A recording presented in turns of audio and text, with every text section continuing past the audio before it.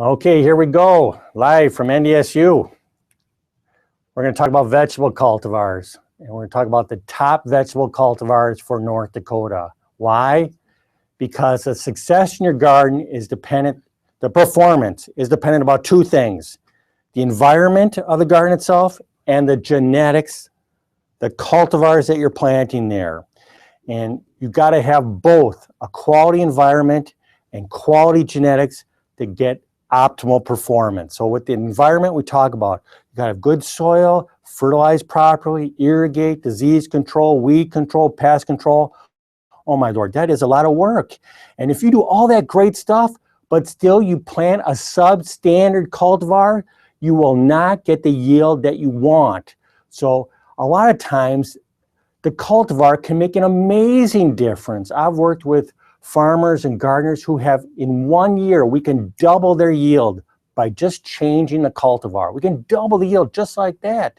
Or for some farmers I've worked with, there's a disease that's in the area. You can put in a disease-resistant cultivar, and just like that, we can have a reliable, high yield and income for that farm family. So the genetics are key. And a lot of times for a garden, a quality cultivar is no more costly than a substandard cultivar. So let's find the best cultivars for North Dakota to optimize performance, to optimize our yields.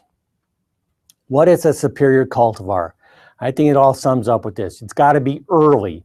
North Dakota has a short growing season. Anything that takes more than 100 days, you cannot count on maturing in time. So the most important word that I look for when I look in a seed catalog is early. The earlier the better. And also our cultivar must be high yielding, because otherwise why are we growing it? We want our cultivar to naturally resist diseases. There's a lot of modern cultivars now that have it in their genetics to resist diseases, so we don't have to be spraying those nasty fungicides on our food supply. So get disease-resistant cultivars, and we want stuff that tastes great. That's what growing a garden is all about. I got two of my top research assistants here doing research tests for earliness. These are two of my kids. They are not rude and sticking their tongue. They are scientists. They are doing what I call the snowflake test. They are testing for snowflakes to make sure that the cultivars behind them ripen before the snow falls. And unfortunately, this was in mid-September, about 5-6 years ago, and we had a lot of death and destruction. A lot of the cultivars didn't ripen in time. But here's one that did, neon pumpkin. What a marvelous pumpkin we discovered. One that ripens 2 weeks earlier before anything else. Why? Because it doesn't turn orange. It starts orange, and then it just blows up like a balloon through the summer. Boom, boom, boom, boom, boom. And then until it reaches size and you can harvest it. What a great pumpkin, especially in the northern part of our state where our growing season is so short. Just look in the background, all those watermelons that just didn't make it in the trials. But neon pumpkin, it's a true winner. And that's what our variety testing or our cultivar testing is all about. So I got to introduce you to our North Dakota home garden cultivar trials. We have a network. Every year, we have 200 or more gardeners evaluate promising cultivars in their backyard garden. We can do a research at a research station, but I want to find out what grows best in a garden, because that's our target, is gardeners. And the conditions in a research station are not the same in a garden. The best place to see what works best in a garden is in a garden, under the management of a gardener. And it's so wonderful that we have a team of gardeners, and everybody is welcome to join our trials. There's our website right there, or you can just Google North Dakota Home Garden Cultivar Trials.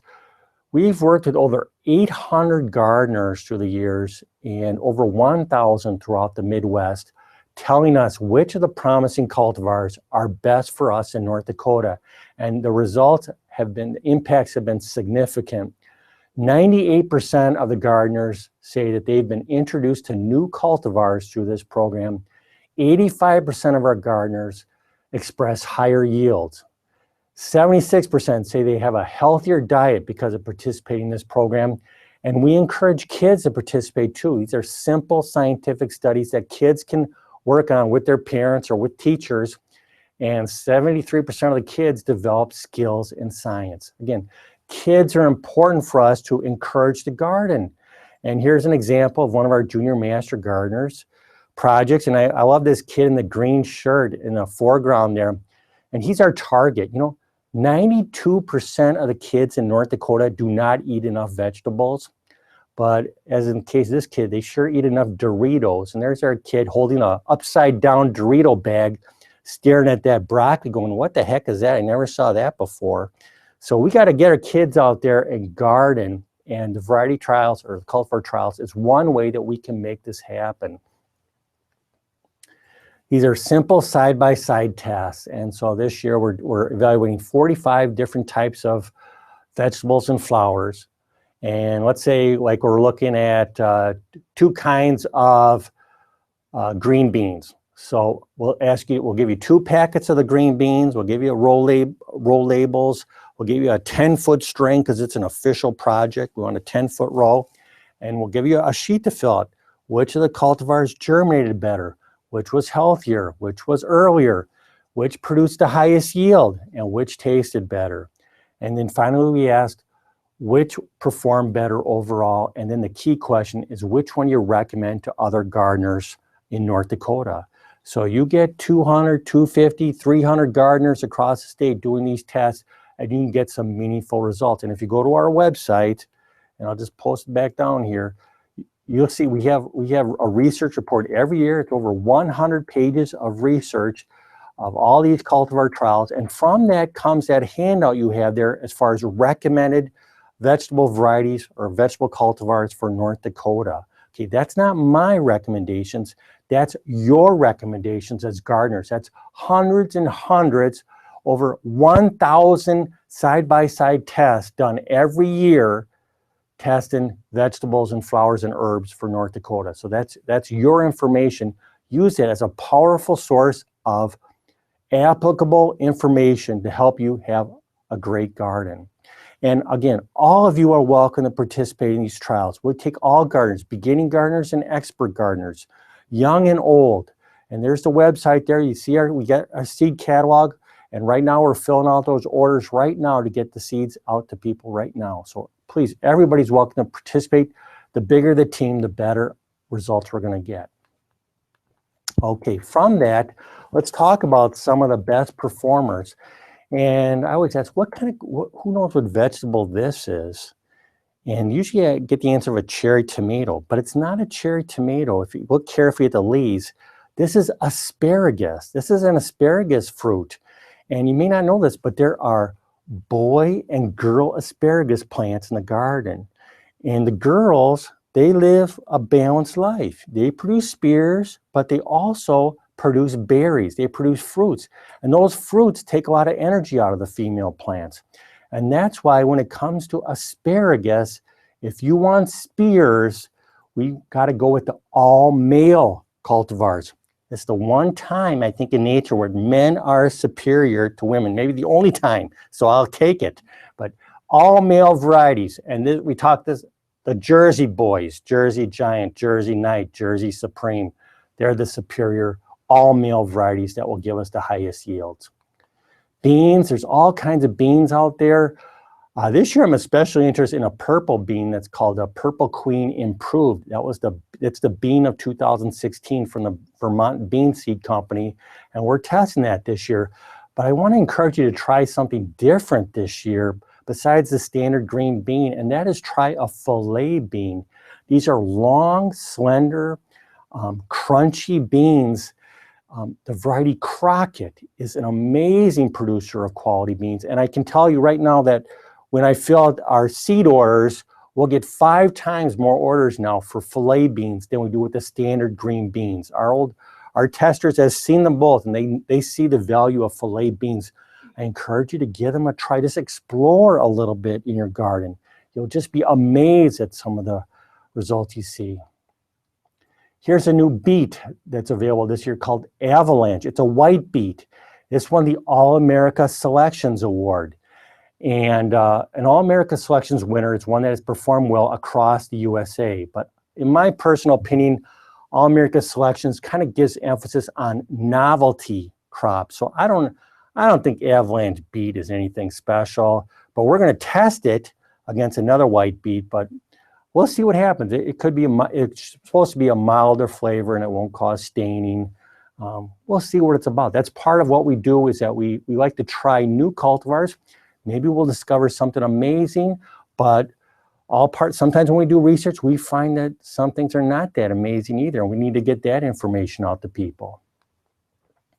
Carrots, we do lots of carrot trials, and for gardeners, I encourage you to try a Nantes type.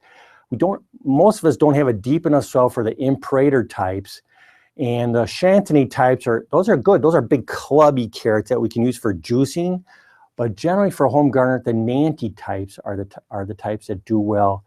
And some of the cultivars for that have done especially well in our trials are Goldfinger and Nelson. Those are hybrids that are high quality and very uniformly shaped roots.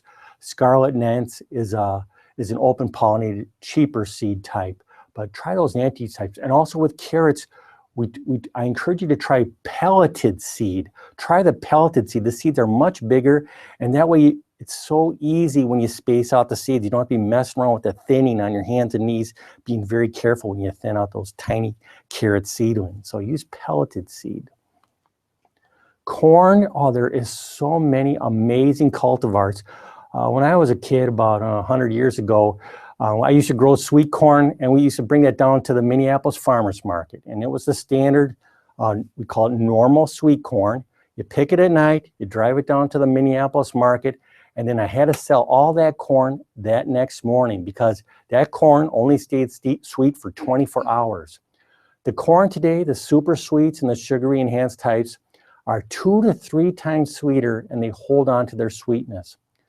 The biggest issue with especially the super sweets is the kernels that use the seed kernels are all shrunken up because they're so sweet, and so they don't germinate very well. But there's new advances that are just going on the last 5-10 years that have made remarkable progress in improving the seed stands. So I encourage you to try some of those super sweets out there. It's just amazing sweetness that you can just be totally delighted and just amazing is just the word. The extra tender cultivars,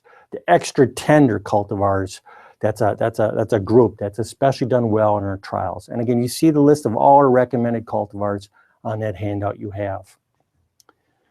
Yeah, don't get locked into the common slicers, the straight 8s. Take advantage of some of the burpless cultivars out there. They are much higher yielding. They will resist diseases. They'll resist that white powder diseases that cucumbers get. Much higher yielding, much earlier, thin skin, much higher quality. Tasty Green is a remarkable burpless cucumber that always does well in our trials. Kale. Kale is very nutritious, and so usually things that are really nutritious taste pretty bad, but kale is getting popular now, especially like kale smoothies. I like Tuscan kale, and so do our team of testers. They think it's one of the finest of all tasting kales. And for kids, we call it dinosaur kale because the leaves look like dinosaur skin. So that's got to trick kids into growing vegetables a little bit.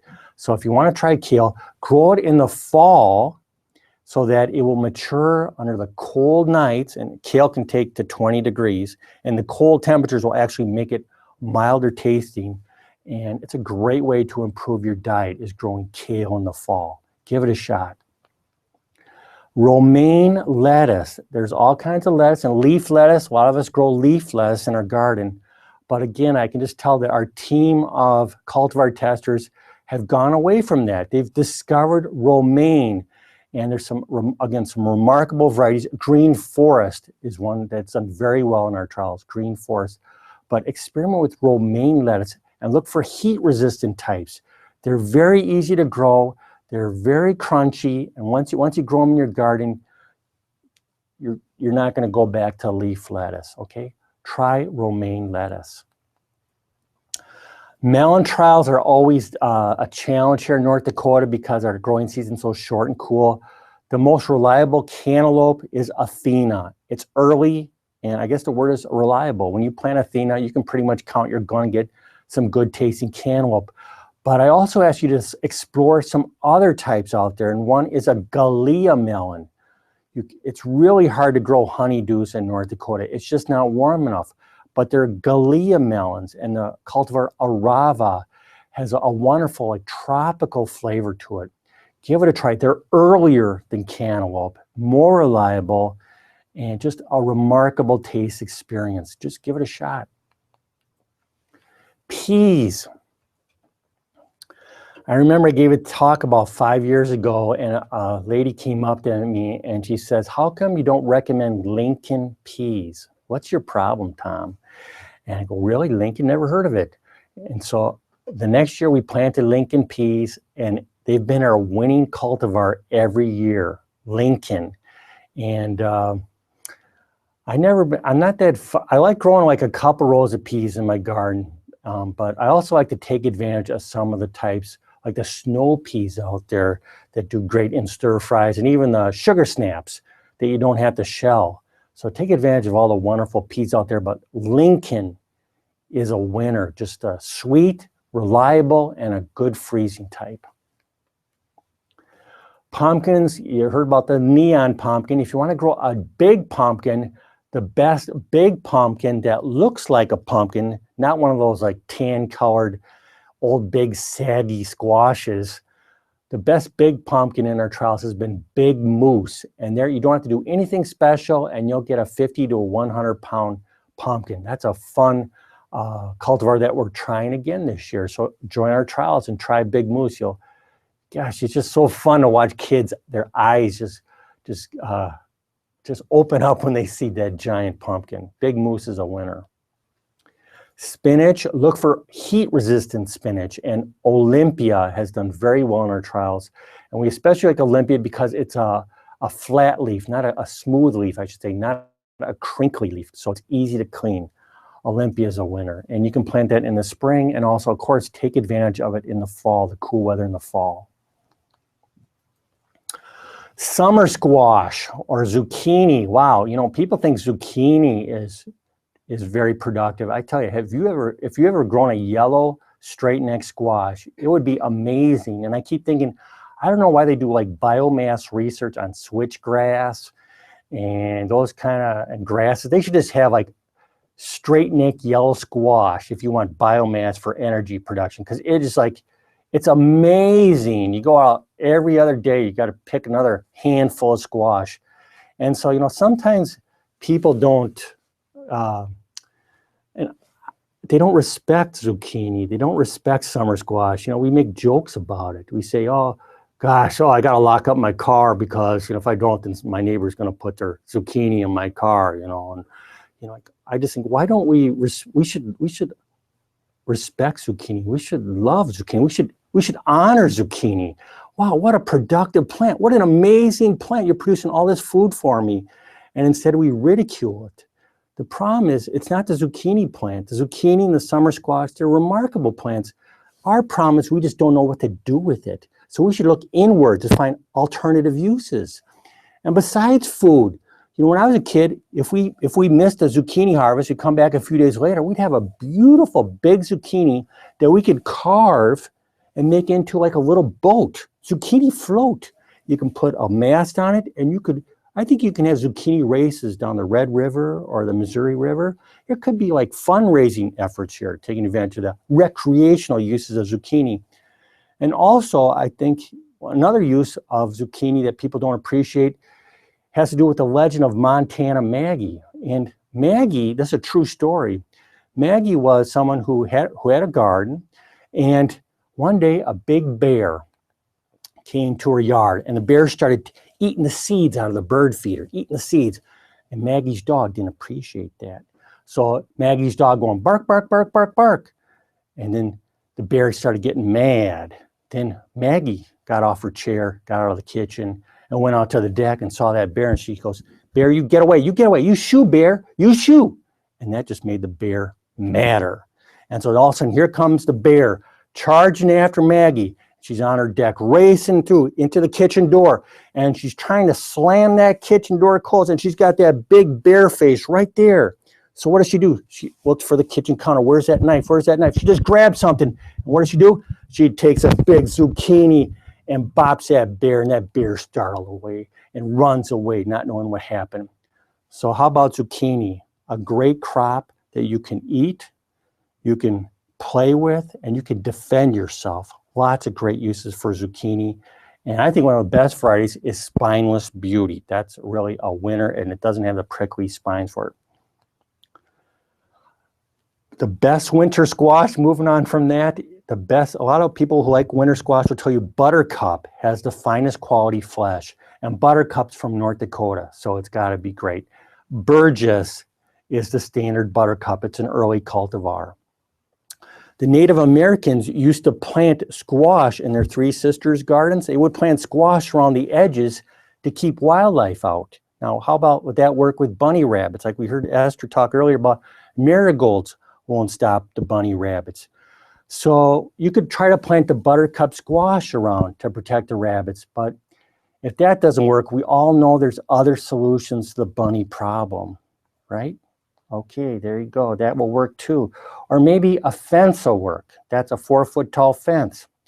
If all else fails, this year, marigolds might not repel them, but I'm going to try Swiss chard. Swiss chard is the most bitter, worst tasting vegetable I can think of. It's the most beautiful vegetable, but it should be looked at, not eaten, I think. You know, it's just terrible tasting. I know there's people out there say they love Swiss chard. Yes, yes. I'm just going to put a couple pounds of bacon in with it and some garlic, and it tastes just great. But for just sheer beauty, you want to have the most beautiful vegetable garden, try Bright Light Swiss chard. And then I recommend you harvest it really early when it's young, and then it's less bitter.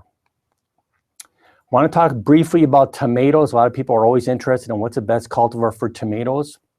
There's all kinds of different varieties out nowadays, all types of colors and shapes, just beautiful. Even here's a yellow pear cultivar, and it's from Fargo, the Fargo yellow pear. And this is often praised for being one of the best for making tomato preserves.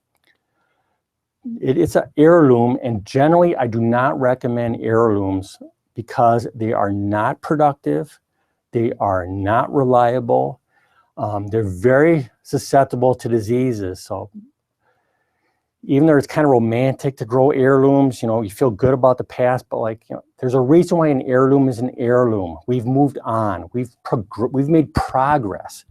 Nevertheless, some heirlooms have very special taste qualities, but I just got to say, heirlooms require more management.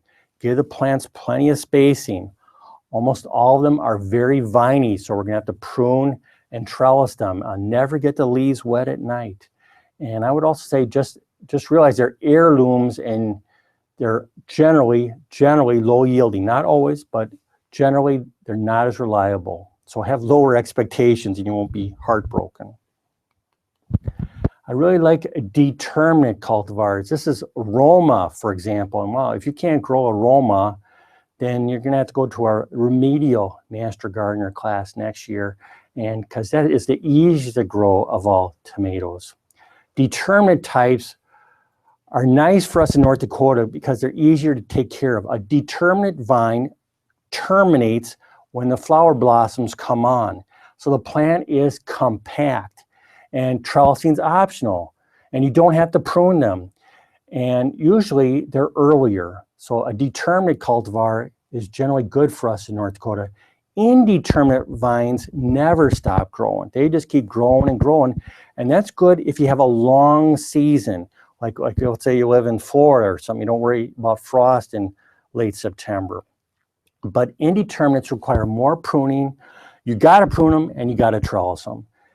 But the nice thing about an indeterminate is, since it's always pushing out new leafy growth, you generally have larger fruits and more flavorful fruit because there's more sugars being produced in the vine. But the problem is in general, the harvest is more extended. Whereas in North Dakota, we have a short season. It's good to take advantage of an early cultivar that has a short, compact yield. Here's some of the most popular ones. The D stands for determined, I is indeterminate. Celebrity is probably the most reliable. It's got a good disease package, we say. Mountain Fresh Plus has a nice fresh market type. Roma is the best easy to grow canning type. Early Girl is an indeterminate type, but it's not a particularly aggressive one. And we like it for its earliness. Big Beef is a strong beefsteak type, and for cherry tomatoes, Super Sweet 100 is praised because it cracks less than Sweet 100. And last, let's just talk about watermelons. You can grow watermelons in North Dakota, and the top one in our cultivar trials is Sweet Dakota Rose. It's developed right here in North Dakota. It's the most flavorful watermelon that our testers have, and it's reliable. But even for more reliability, I encourage you to try a yellow type, something you can't buy at the store. And Early Moonbeam is very early, very reliable, and just a unique taste experience. So give that a shot. Let me just thank again with the photo credits, and then ask for any questions you might have about our cultivars. Again, try to explore this year. Have some fun in your garden. Try something new. And I invite your questions. Tom, our first question is, what is the difference between straight neck summer squash and zucchini? Okay, a straight neck summer squash and zucchini, they're both summer squashes, so they're very similar. Straight neck summer squash is generally a yellow color, and it's often used, especially good for, it has a nice texture for grilling. It's often used for grilling. Zucchini, there are zucchini types. It has a slightly different texture. There's golden and green zucchini, but it just has to do a slight difference in the texture itself. Both are extremely productive. From Sargent County, are any of the variety trial results from high tunnels? We don't, very few, I'm not aware of any from high tunnels. Because high tunnels represent like less than 1% of the gardens in North Dakota, so they would represent less than 1% of our results. We don't give any preference for high tunnels. We just have the general gardener does our testing.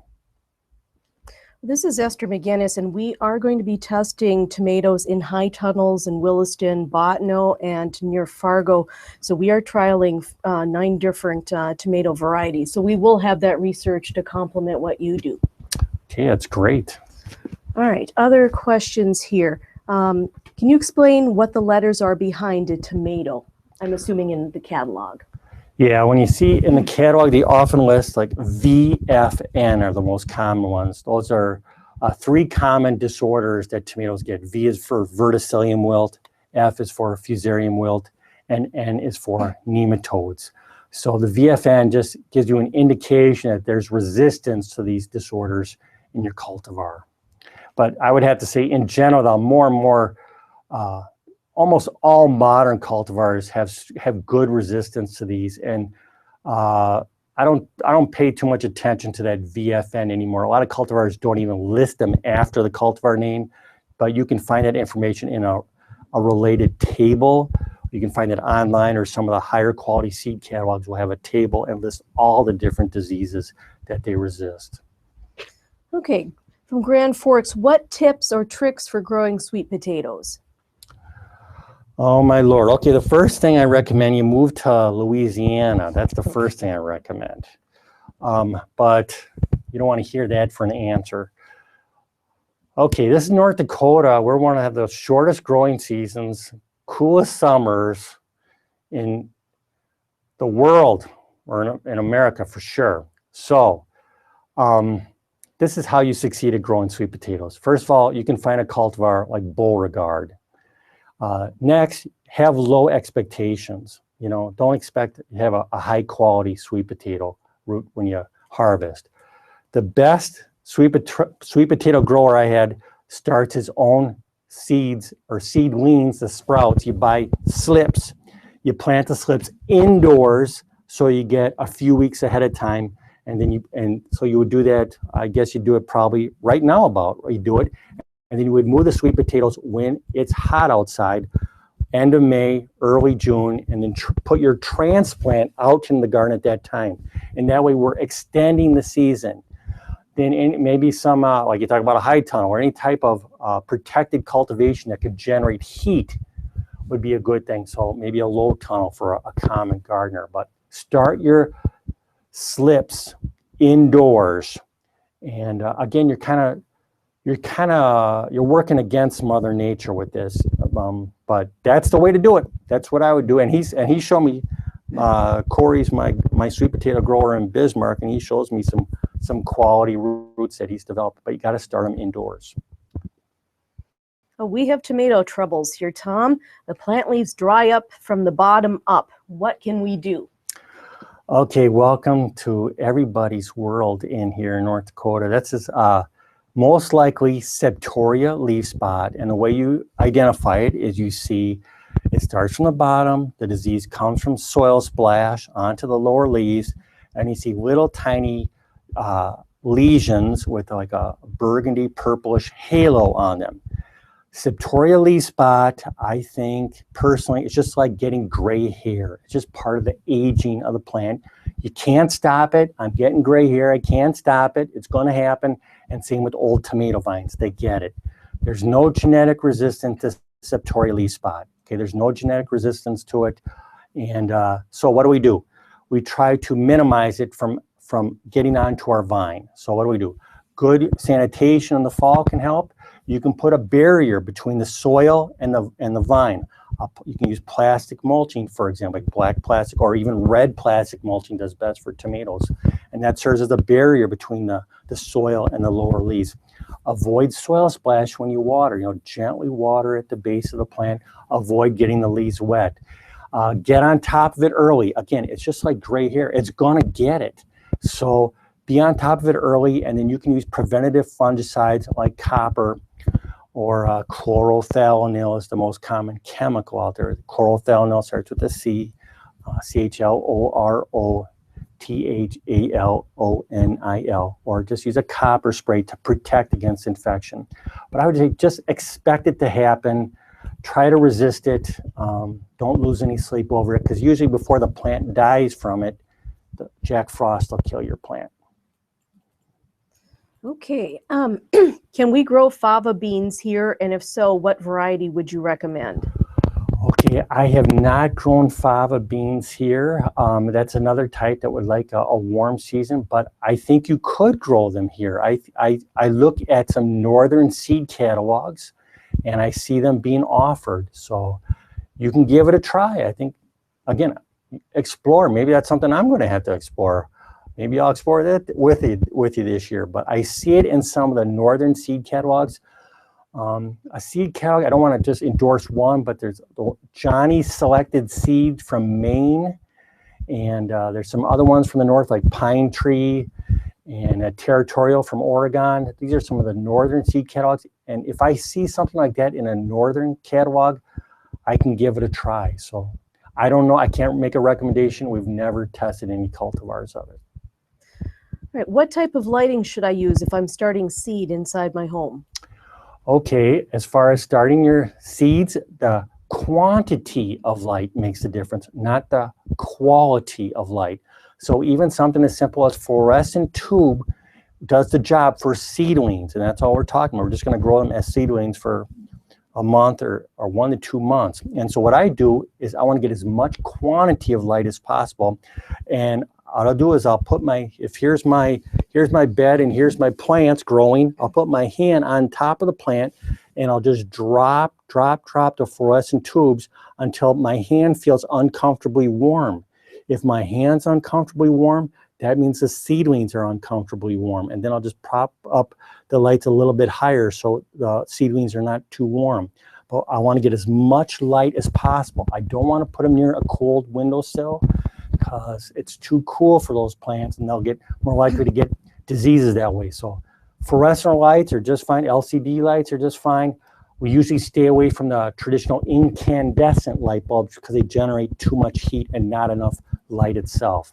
You don't need grow lights to start seedlings. All right, what's the difference between a yam and a sweet potato? Oh my Lord. Okay. Okay, is this Louisiana State University contacting us here? What's that about? Okay, Yam and sweet potato. Wow, this gets back to my introduction to horticulture class. Yams, I think, technically are from Africa, and sweet potatoes are not. You know what? That's all I know. Well, you're right, and I think the yams that are labeled as yams in the grocery store are technically sweet potatoes too. They're all mislabeled. Don't worry about it. So what's the best rhubarb for southwestern North Dakota? Okay, we haven't done any rhubarb trials, but okay, what are the common varieties? Canada Red is the most common cultivar of rhubarb, and it's a easy. Almost every rhubarb will do well, my goodness sakes. Valentine has a deeper red vein to it. McDonald is an old cultivar, but I think Canada Red is generally considered one of the most popular, and that's the one I'd plant. What seeds can you plant in the fall that would come up in the spring? Okay, sometimes people, well, of course, garlic, it's not a seed, but a lot of people, you start your garlic in the fall. Some people try spinach in the fall, and you get the seedlings just about started, and they just start to sprout, and then you mulch over them, and then you're off to a quicker start earlier in spring. But you got to pray for snow cover, and it's much less reliable. I think garlic is really the only plant that I think you really get much benefit from doing that in the fall, only garlic. The rest, you're just kind of playing games in the garden. What's the best method to determine when the early moonbeam are ripe? How do you tell when a watermelon's ripe? Wow, that's a great question, man. How many mistakes have I made in my life on that? But what you look for is you look at the watermelon and you look at where it's attached to the vine. So you look at the stem end of the watermelon, and then right there you will see these little curly tendrils, you know, that cucurbits give off. So you look at the tendril that's right next to the stem attachment, and when that tendril is brown and dry, that's a sign your watermelon's ready to pick. That's the best, that's a most reliable tool. The thumping and stuff is not that reliable. Focus on the tendril that's attached on the stem, right where the stem attaches to the watermelon. How do you prune indeterminate tomatoes? Our tomato plants were huge and not very many tomatoes set. The ones that set didn't have enough time to ripen. Okay, that's a couple things going on there. One is if you got really lush growth and not many fruits or flowers, that can be a sign that your soil is too fertile. It's got too much nitrogen. So go easy on that nitrogen. We actually, if it gets too rich of a soil, that tomato vine just goes, oh, life is so good. I don't have to have children yet. What's a rush to have offspring? I'm just going to keep growing and growing. And so you got to kind of punish that tomato and shake it up. Say, okay, man, your days are numbered. You got to produce your offspring soon. That frost is coming. And so you just use a balanced fertilizer. And then we don't side dress our tomatoes until after the first fruit set. Okay, once they set their first fruit, then they're changed from being juvenile to being adults. And so then we can start fertilizing them after the first fruit set. As far as how you prune a tomato, well, it's a kind of a detailed question, but here's the first tip. Usually what you do for an indeterminate type is we focus on 2 vines per plant. So the original vine is one of them, and then the second vine that we allow will be the sucker that's below the first flower cluster. And if you look at that first flower cluster, just look right below it, you'll see a sucker. It's usually a very strong sucker. That will be, and the sucker is a little shoot between the vine and the leaf itself. You see a little sucker coming out. The one below the first flower cluster will be a strong sucker. And so that will be our second vine. And all other suckers come off. All suckers below that, all suckers above that. And you got to keep taking off those suckers forever and ever until the frost comes. So 2 vines per plant. You just unclip it and just hold it. Sure. All right, carrots. How do you lighten the soil? Best way, okay, Dave Franzen talked about this last week. As far as, I think the best thing you can do to improve the overall condition of the soil is add an inch of organic matter to it. And we strongly recommend sphagnum peat moss, or you can use compost or rotted manure. Work that into the soil, and it does a wonderful job of loosening up your soil, and it will improve your soil, whether it's a hard clay or a very loose sand. So So organic matter is the answer. All right, what's the coldest night temperatures that tomatoes can take? Okay, 28 degrees is what we call killing frost. But when is a tomato vine uncomfortable? When the night temps are in the 50s, it's uncomfortable. And those tomato vines that we put out too early and night temps go in the 50s, they can experience stunted growth. So that's why you should be patient and not put out your tomatoes till the end of May, okay? But killing frost, right? 28 degrees, that's called a killing frost for a reason. All right, from Mercer County, fava beans work fine in North Dakota, and they recommend snowdrop or Tabasco.